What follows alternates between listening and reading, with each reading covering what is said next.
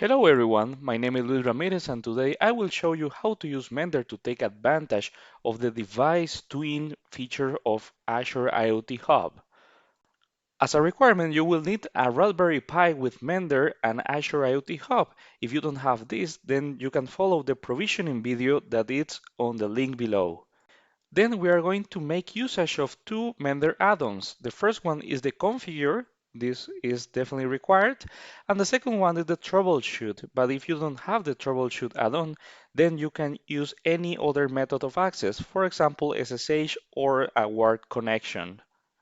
On the device, you will need the single file update module that if you are using the default demo environment, you should already have it there.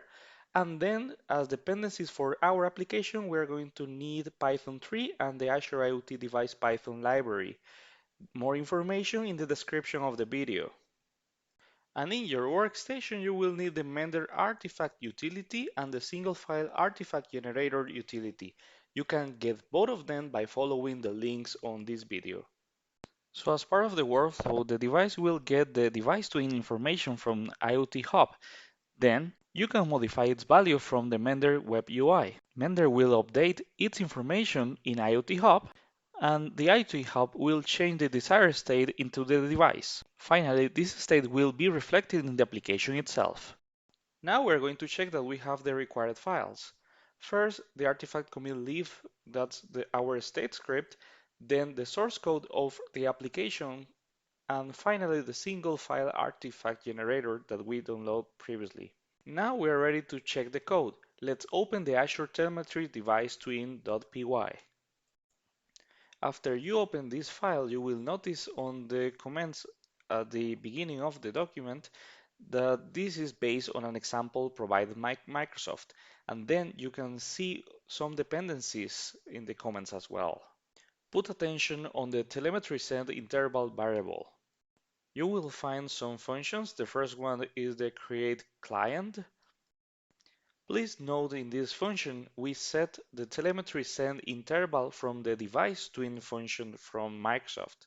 Then we have a simple function that will try to create the illusion that it's capturing the environment telemetry. And finally, our main function. Now we are going to check the state script that will run the application. This state script will run as soon as the installation of the update will finish, and it will just capture the value from the device config JSON and will populate the IoT Hub device connection string environment variable that will be used by the script that we analyzed previously. It will start the application itself and it will start to log all the activity in a log file we defined there. And finally, we are going to create the Mender artifact that will contain this application. First, we're going to define the artifact name, the device type that it's compatible with, the output path of the file that we are going to generate, when it will get copied, the name of the script itself, and finally, we generate the artifact itself. If you check the files again, then you will realize the .mender artifact is already there. Then we are going to upload the Mender artifact the normal way, going to releases and then upload button, selecting the artifact itself, and finally clicking on upload again. You will realize the artifact is there with all the metadata we described before. Now I'm going to duplicate the tab, so I will use one of them to create the normal deployment and the other one to take advantage of the troubleshoot remote terminal.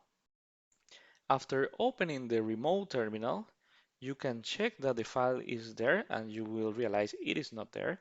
So then we are going to make the simple deployment. We're going to use the one device deployment with the artifact that we created before. And after triggering the whole process and waiting for it to finish, that it already finished, we can double check the log and we can see that it's reporting now. I cut the video here to make it a little bit faster, but you can see that the speed is still 1 second. Then we are going to try to modify the device twin information. It will not allow us to edit it just right now. We need to click on edit it first.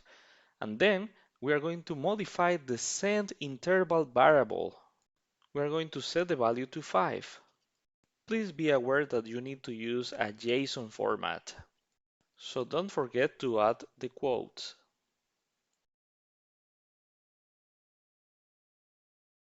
As soon as we click on the Save button, because of my zoom I need to scroll left a little bit, you will realize the logs is showing the new value for send interval, and now the telemetry information is sent each 5 seconds instead of just one.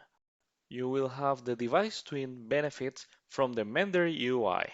As a summary, the demonstrated key benefits are you will have one place to look up and control information about device and its application in the Mender user interface. And finally, the combined service of Mender and Azure IoT Hub provide functionality needed for a secure OTA and device management in the Mender user interface. Thank you for watching this tutorial. If any question, please contact us at contact@mender.io.